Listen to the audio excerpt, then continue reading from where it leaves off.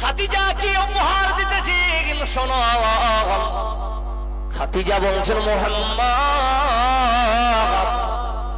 কান্না বন্ধ করেন। খাদিজা আপনার আমার মতো গরিব ছিল না।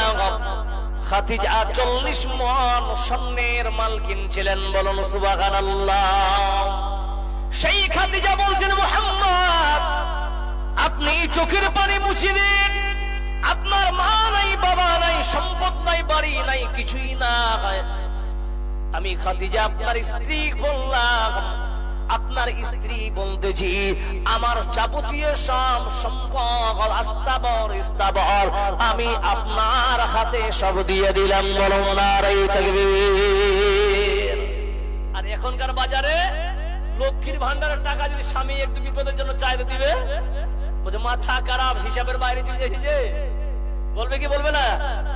সুধী মন্ডলী মায়েরা, স্বামীর কষ্ট যদি আপনি একবার দেখেন, আপনাকে খুশি রাখার জন্য স্বামী কতই না কি করায়।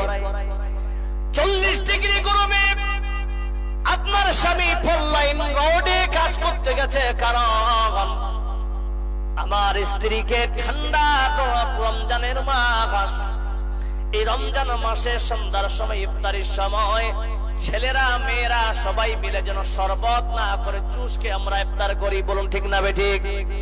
যদি জুস কিনতে হয় টাকা একসাথে বেশি লাগবে, স্ত্রী বাল বাচ্চাকে খুশি রাখার জন্য আপনার স্বামী মা এই প্রচন্ড রোদে 40-42 ডিগ্রির সময় ওই রোদে গিয়ে কাম করতেছে। মা ওরে আমার বোনেরা, তোমার স্বামীকে তুমি যদি একবার দেখতে তার তোমার চোখের পানি পড়ে যেত।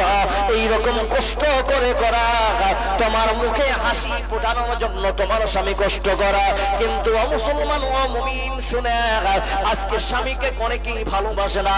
যদি টাকা ইনকাম করতে পারে তাহলে স্বামী ভালো, আর স্বামী যদি ইনকাম না করতে পারে তাহলে স্বামী হলো সমাজের বড় কলঙ্ক একজন স্বামী, যেরকম ঠিক না বেঠিক? হাইরে মুসলমান, আল্লাহর নবী বলতেছি সবকিছু খাদিজা দিয়ে দিলেন। এ মুসলমান, সবকিছু দিয়ে দিলেন। আল্লাহর নবী বলতেছেন খাদিজা কিছুই রাখলেন না। বলছেন আমি জানি মুহাম্মদ তোমার বাদে খরচা নাই, তুমি বিধবাকে ভালোবাসো, তুমি গরিব মিসকিন এতিমদেরকে ভালোবাসো, আমার যা কিছু তোমাকে দিলাম